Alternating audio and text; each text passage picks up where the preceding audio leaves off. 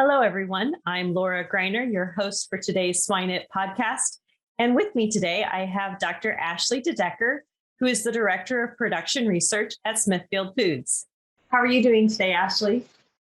Good. How are you doing, Dr. Greiner? I'm doing well, thank you.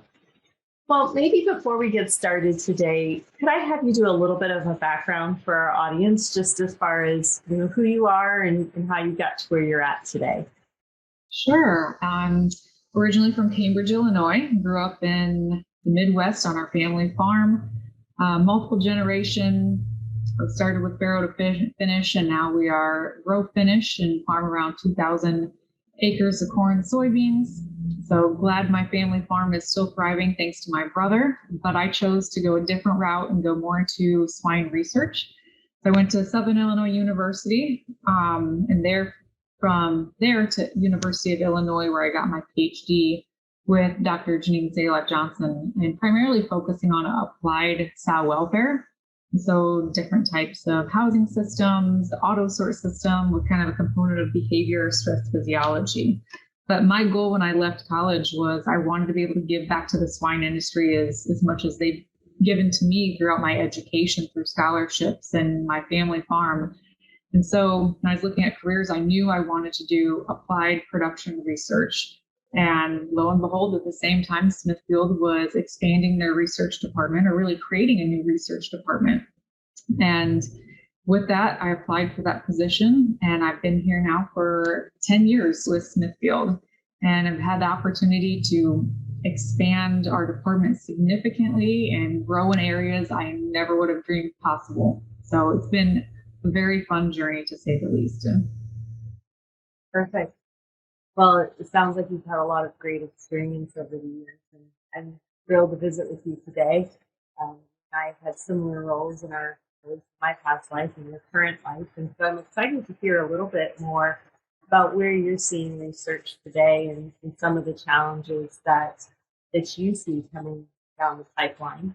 I've had to give a couple of different talks for the last few months over where we think the industry is headed in 5 to 10 years. And certainly when you're involved in research, you get to be on the cutting edge of where that trend is heading. And so from your perspective today, where do you see us going in 5 to 10 years? Yep. No, I think that's what everyone wants to know, right? Where's that crystal ball? And tell me, what are we going to be working on? What's going to be the hot topic soon? And I wish I had it, but I can just give you my opinion, right? So I would say we're going to start integrating a lot more with technology. And in the past 10 years, a lot of the research I've done with Smithfield has really been problem solving. You think of the titles research and development, and there's the research side, which is, to me, it's really problem solving. What are basic things in animal production that we need to fix or we need to improve on? It could be which vaccine is better, or which dose, or which time of administration, or stocking density, marketing strategy. And then you have development, research and development. Development's a whole nother side that, in all honesty, in the last 10 years, I haven't had a ton of experience in, but in the last probably 3 years, I've had more experience because new novel concepts, new technologies are coming to fruition, wanting to see how it can be applied to our industry. And I think that's where I'm kind of raising my hand. I'm like, I'm a pig scientist. I'm not a software engineer. I am not an IT specialist. When people start talking about Python coding and things like that, it goes over my head. So I try to stay in my wheelhouse, but the really exciting areas, you're right, I get to have that sneak peek of what new technologies or innovations are coming down the road. And they contact me, and I get to at least connect them to the right people in our company. And that's one positive thing is I'm surrounded by experts. I don't have to be a veterinarian. I don't have to be a nutritionist. I'm a scientist, and thank goodness I'm not a data modeling and analytics person either, but I have access to those people and the IT people and engineering that can be the right fit for that innovative area. But I think that is also an area where we need to be more engaged, because we may have a couple people in those areas, but they have other jobs, or their background may not specifically be data analytics, but they're really good at it. So I really see a lot of probably integration, collaboration with external tech companies that have the data science program, that have the IT the knowledge about data modeling and how we use that information and really turn our data into usable information for the company. So whether it's robotics, it's automation, it's data analytics, those are the fun, key, hot buttons right now. And so I really feel like we have a big opportunity because we always say that we here at Smithfield, we are data rich, but we are also information poor. And it's time to really bridge that gap and give us more information with the mountains and mountains of data that we do have. Absolutely. So when you think about that, we talk about this a lot for big data perspective, and all the technology is coming into the barns, right? All of our controllers that can give us all of this information, but we still want to look at it from a real-time perspective. So how do we start to bridge that gap between what we're getting from the barns today to tell us what to do immediately tomorrow, rather than looking back and saying, oh, well, the farm broke with this a month ago. If I would have known, right? Yeah. If I would have known, what would I have done differently? Right. Yeah. I think that's a huge opportunity, because we were having this conversation recently about we have a week gap in between knowing what the mortality is in some of our sites, because we report our weekly mortality. So if there was a spike last Monday and I'm entering the mortality the following Monday, if I would have known that there was an increase in mortality from a veterinarian perspective, and they knew that spike occurred, they're waiting on a phone call, potentially from the manager or the grower, they can act much more quickly or get a red flag. So it allows us to obviously improve our animal care significantly, improve our treatment strategies, potentially reduce antibiotic usage because we can treat an individual animal versus mass in the barn. I think there's a lot of opportunity to fix that. And I think there's a lot of tools that are coming on the market today to try and address that lag of information to us, because they've identified that as a big problem. The same with like feed ordering, trying to get the time from a grower puts in a feed order and the time that the mill gets it and try to get it delivered. Could we have been predicting that and not always playing catch up from those feed deliveries and know when they're going to be running out of feed if we know how much feed's in the bin? So big opportunity on just the basic blocking and tackling for the pig industry, husbandry in that case. And I think that's really what we hear a lot of more with technology is the next step, right? We know we're labor short. Most areas are right now, but agriculture has been historically labor short or so. And so how will this technology help bridge that gap? So are you seeing research today or coming down the pipeline that can help address the labor? I would say in the last year, 2 years, I'm doing significantly more research on new technology, whether it's cameras, whether it's robotics, it's automation, and a lot of them aren't necessarily research studies. There's no control and treatment. It's more of a pilot. Is it kind of like a pilot study or a try it to just go put it out and see if it works or not? There's not much I can research when it really comes to can we implement this technology. It's not about does it work better than our old process. Let's face it, our old process needs to be improved. Let's take the opportunity and use some of this innovation. And really, it's just getting some of these things in our barns and trying them and finding people who are engaged and want change and want to try something different to say, hey, I'll volunteer. I'll take that new camera technology, or I'll try that new app on our phones, like give it to me. So I feel like I'm constantly asking, certain production people, hey, do you want to try this or do you want to try this? And I get it. There's people who are much more open to those technologies than other ones. And so I kind of have my go-to people that I'll kind of pitch ideas to and are for it. So I hope the industry becomes more open-minded in trying these things, because we can research things for years and just go in circles. But at the end of the day, it comes to adopting these technologies and trying it and getting that out there to see what works or what doesn't work. And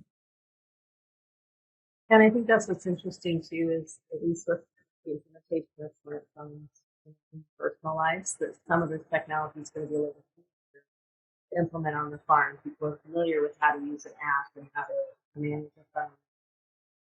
So I think that's exciting. Certainly, it's nice to hear that you're getting a lot more of that type of work into the research facilities, because that's obviously what we're hearing from the industry as well. That's key.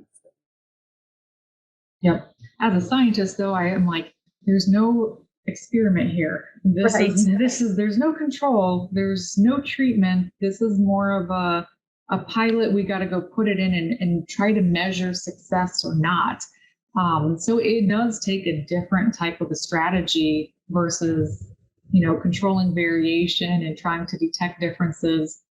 It's a very different approach on trying to not necessarily implement a technology, but testing a new technology. So I've really had to kind of change my approach on things versus how I would execute like a commercial field study on vaccines versus, hey, try this new cell phone app out. So it's challenged me career-wise, which I've enjoyed. But there's hurdles, and I'm figuring things out as well of how do we implement these. Well, we talk a lot about research in general, and commercial research has been around for many years. But what are some things that you're seeing as new challenges with production research? Are there any that we should be thinking about?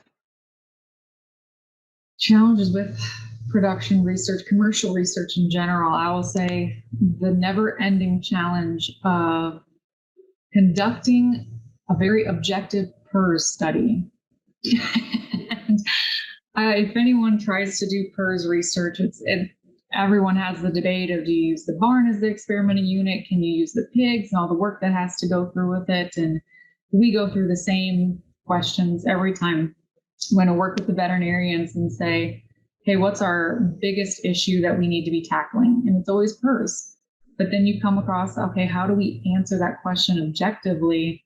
And it's really hard to do that. And just because the dynamics of that disease and, MLV vaccine, how do you control for shedding and truly get a confident response? So that seems to be my constant challenge. And I know for me as a scientist, it's challenging in the experimental design, but I can assure you for the production people and the veterinarians, PRRS is a much bigger challenge than just experimental design. I understand that, but that is one of my biggest hurdles when it comes to trying to answer questions for production, because that's my job. Is I am providing a service to our production folks, trying to provide better answers, objective information, so that they can improve pig care, pig husbandry, pig performance in general. And if I can't answer a question objectively, then I'm not really doing my job. So that's always been my biggest challenge.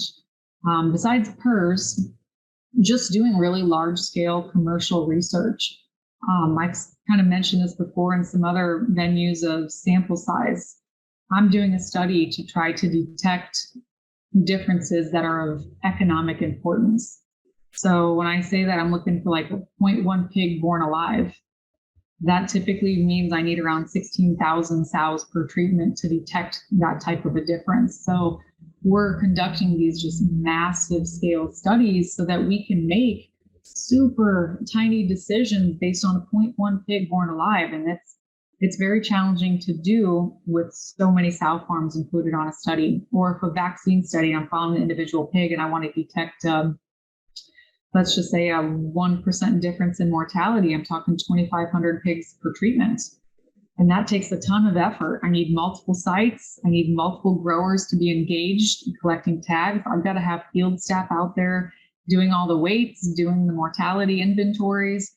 It's significant work, but that one study could be $1 million, multi-million-dollar study, depending if the answers get there. Or gives us a positive result, which, as we kind of talked about before, doesn't always happen, which gets really tricky when understanding that there is failure associated with research, especially in commercial trials, because people you tell them, hey, there's a huge opportunity on the table. We're going to evaluate this vaccine or this technology, and this could be a complete game changer.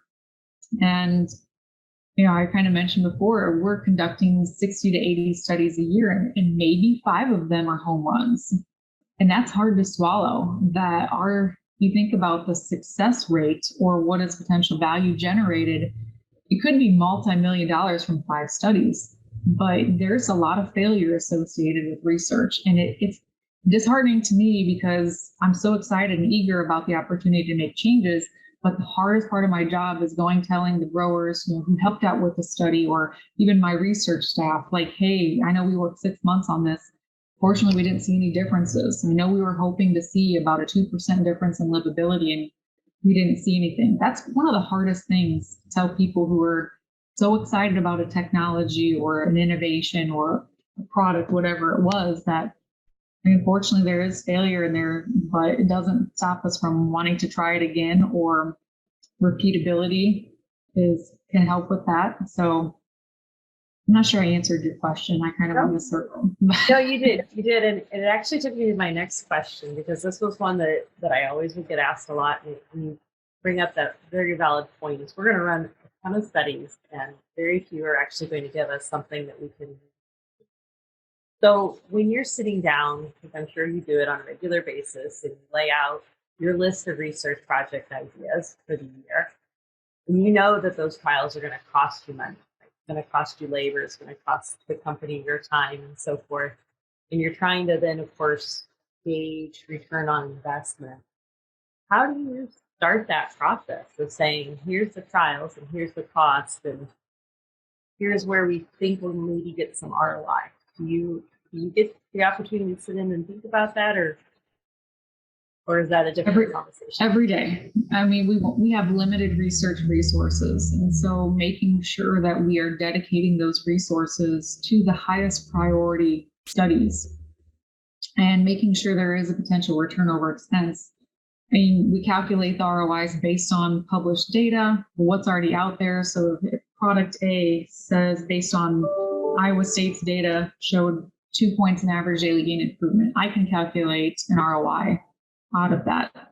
But if I were to spend all of my time just looking at product testing, I would really stifle creativity, and I would stifle innovation and proof of concept.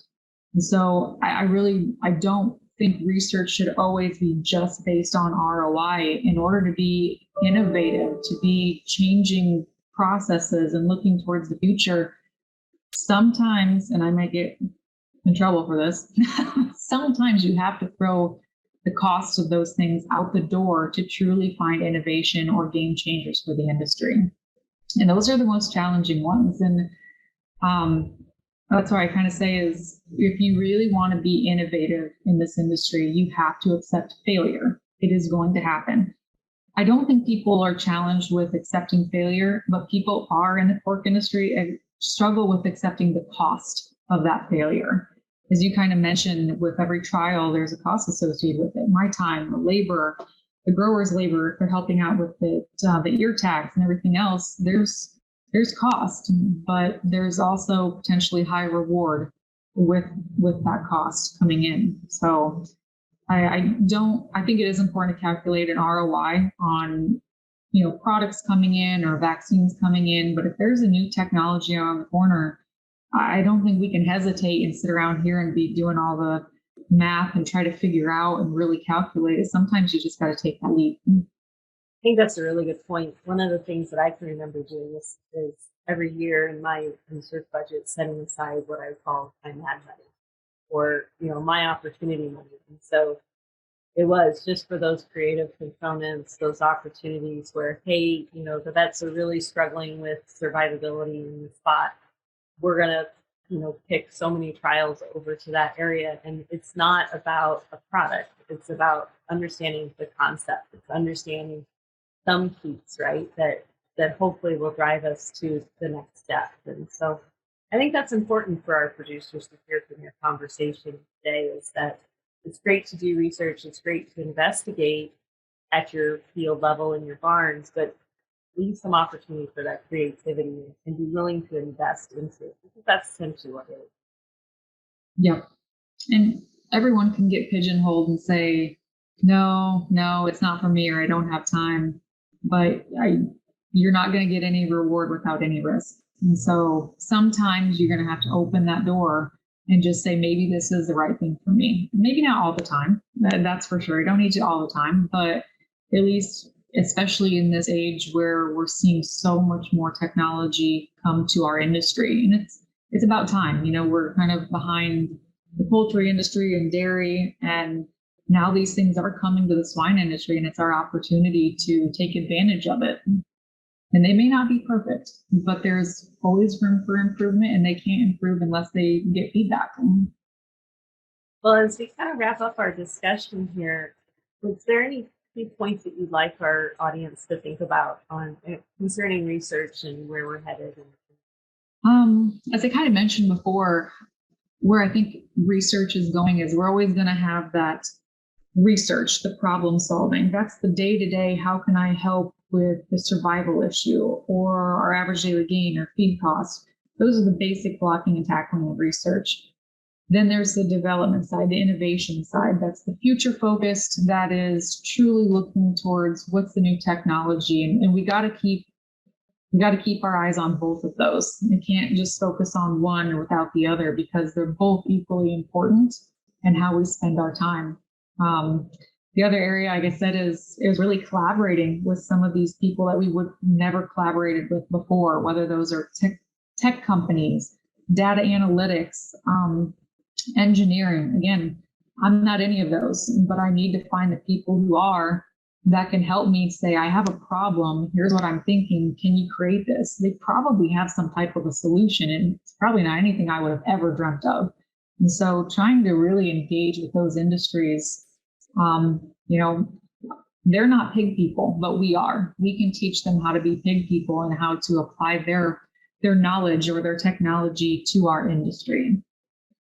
Yeah, that's a very, very brilliant point there, is think outside the box a little bit and bring people in there. Definitely outside of our area of expertise. They're going to be key experts in helping us get to that. Yep, I will never pretend to be a nutritionist, a veterinarian, a geneticist. I'm a pig scientist, and I'll try to stay in that role and find the experts when I need them. Perfect. Well, to wrap up our time today, Ashley, we like to ask a few questions of our guest speakers. They're the same questions we ask everybody. So the first question I'd like to ask is, do you have a swine resource that you would recommend to our audience? Swine resource, honestly, Google for the most part, but an interesting fact, my father-in-law just the other week over Thanksgiving found a book that was from the 1800s, and it is on pig husband, or actually livestock husbandry. And I got to the chapter of swine and was reading like the basic things. And it is the most interesting book ever, because the solution for savaging piglets was to put opium droplets in the sow's ears. Fine. Or if that doesn't work, once she regains consciousness and she continues to keep savaging the piglets, is that you are to rub some type of a diesel fuel or gasoline type of a product on the piglets so that she will stop savaging them. And so to think from the 1800s and reading the recommendations on the common problems we still have today and reading their solutions on how to handle it or the reason why they were doing it, and thinking how far we've come on just pig husbandry blew my mind. So that's a really, I don't know if it's a resource I use, but it's really interesting to read in the 1800s what their problems were and what their standard solutions were for them. Yes, absolutely. That'd be an interesting read. I'd have to go check that out. Oh, that's awesome. How about something that's not pig related? Are there any books that you might recommend to our listeners? Most books I read at these times are Little Blue Truck, Dr. Seuss, but I do listen to quite a few podcasts besides Swine. I'm also a true crime fan. So podcasts, I like to listen to Crime Junkie. What is the Mike Rowe one? I listen to a lot of podcasts as I'm driving to work. So I don't have really much time to sit down and read a book besides Little Blue Truck and all of those fun ones for my kids. But I do try to sneak in a lot of podcasts while driving. That's awesome. Yeah, I'll have to check that one out. I have not listen to micros, so I'll have to give that a go. So the last question I like to ask is, if you think about someone in the industry that you know that you've defined as successful, and you can define success however you want to, what's a key trait that you think they possess that's helped them become successful? I have to say it has nothing to do with the letters behind your name or the knowledge you get in education from whatever school you come from. It's all about, to me, communication. And communication also means listening. It means listening to the people you're working with, communicating not just about frequency, but engaged, truly understanding what the other people are talking about, making sure you're communicating with all the right people. It's the three keys to successful business: communication, communication, communication. I was told that when I started Smithfield, and it seems to apply not only in my career, but every day in personal life as well. And I kind of learned, I can't remember who told me, but like 99.9% of any conflict that arises is because of either miscommunication or misinterpretation of some form of communication. And I feel that is 100% right. And so I strive every day to try to figure out how I can be better at communicating, whether it's verbally, whether it's through text messages, because that seems to be pretty common anymore, or Teams chat or anything else, and think about how the other person may receive that information or misinterpret it. That's a great point. I know that's something that Smithfield does a lot as far as training people on communication styles and how we like to receive information, how we also communicate back out. And so I agree. I think if the audience hasn't taken the time to learn how to communicate with people who maybe take information in a little differently than you, that it's really important to do. Well, wonderful. I do want to thank you again for your time today, Ashley. For our audience, this is Dr. Ashley DeDecker, who is our Director of Production Research at Smithfield. Ashley, thank you so much. Thank you. Imagine if, with a few key concepts, you could have the potential to create a massive positive impact by bringing from hundreds of thousands to millions of dollars for swine producers. Join us on this small group and go to the next level of swine nutrition on this 7-week-long elite online training in applied swine nutrition and feeding by myself and my world-class invited speakers. Additionally, you enjoy an exclusive community to exchange ideas. Go now to www.eliteswinenutritionist.com.